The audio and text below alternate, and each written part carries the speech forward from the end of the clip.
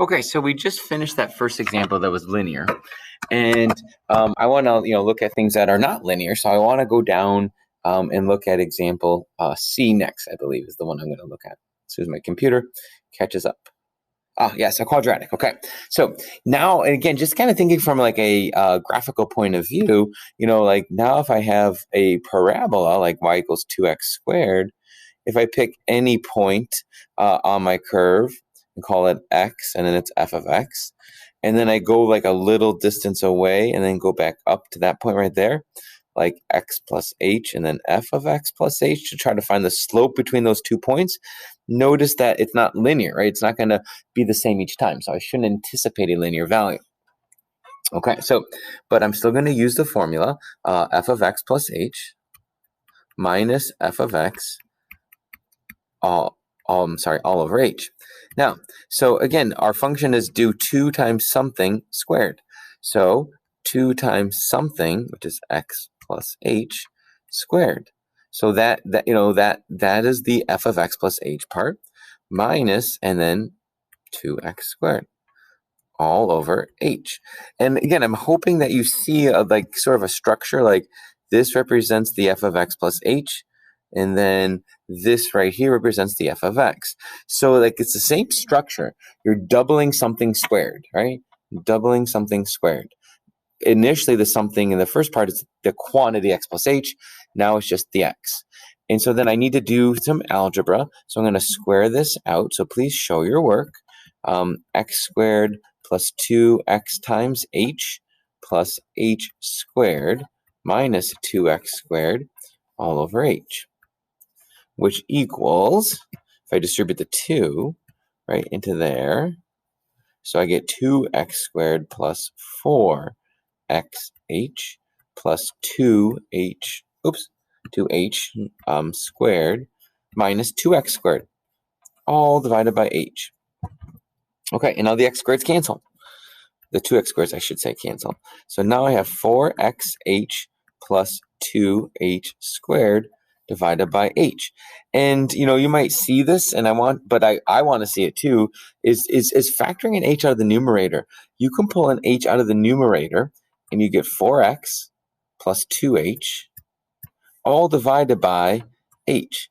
And that allows me to cancel that factor of an h. Cancel, cancel. So now we have, now we have just 4x plus 2h. So that's kind of an awkward expression compared to just like a constant 3. But in calculus, that's going to mean something for us. But for this, that's our difference quotient. In terms of our arbitrary point x, and some arbitrary distance away, h, remember that distance right there is h, we put up a new point, that will be the slope in terms of x and h, which is nice because it's only dependent on the x coordinate and how far away you are from that x coordinate, right? Which is really, really nice. So you could start using that as like, oh, if I move just 1 unit away, then here's the slope at 2 or whatever. So, okay, now, just for good measure, I want to do a more complicated one. So let's do f together as well. And again, the formula is f of x plus h minus f of x all over h. And so this is like the reciprocal function. So it's going to be 1 divided by x plus h minus 1 divided by x all divided by h. And I hope you see the structure that this is x plus h, right? So it's 1 over x plus h. And then here's your just x, right? 1 over x. Remember our function, 1 over x here. So like that's why this is that structure of 1 over something, and this has that structure, 1 over something. Okay, so now we need to subtract. So we need a common denominator. So what I'm going to end up doing is multiply by a fancy 1, right? So like this fraction here will get multiplied by x over x. This fraction here will get multiplied by x plus h over x plus h, so that I can actually find a common denominator. So I'm going to get x over x times x plus h minus x plus h over x times x plus h, all divided by h.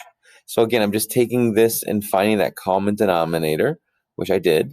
Same thing here. So now that I have that common denominator, I can actually put those two together. So I have in the numerator x minus x plus h divided by x times x plus h all over h. Okay, and so think about the different layers here, but the numerator here, right? That's from subtracting this. This denominator is from that common denominator, and then h is still standing there by itself.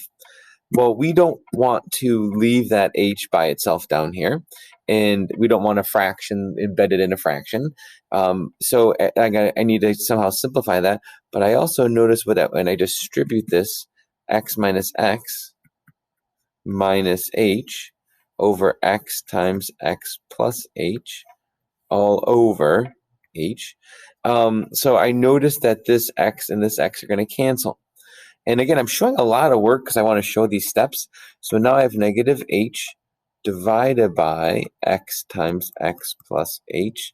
And then that's divided by that h that's still down here. So here's now my step to kind of simplify this.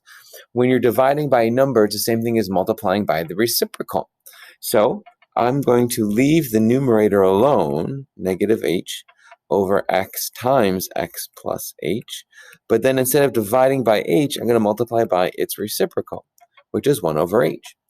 And when I do that, now I have the ability to cross out that h. So now I can go back and rewrite this as negative 1 divided by x times x plus h. Those h's canceled. There's just a negative 1, and that is my final answer. Again, kind of a little bit more complicated than just a constant slope, but that's because we have a little bit more of a complicated function. Okay, so I think I did 3 on our problem set total, and then my task for you, or your task for me, I should say, is that you finish the other 3, and it's not due tomorrow. Don't worry, you have some time to work on that. But I just want to at least present this today, so you had an idea of what that difference quotient was.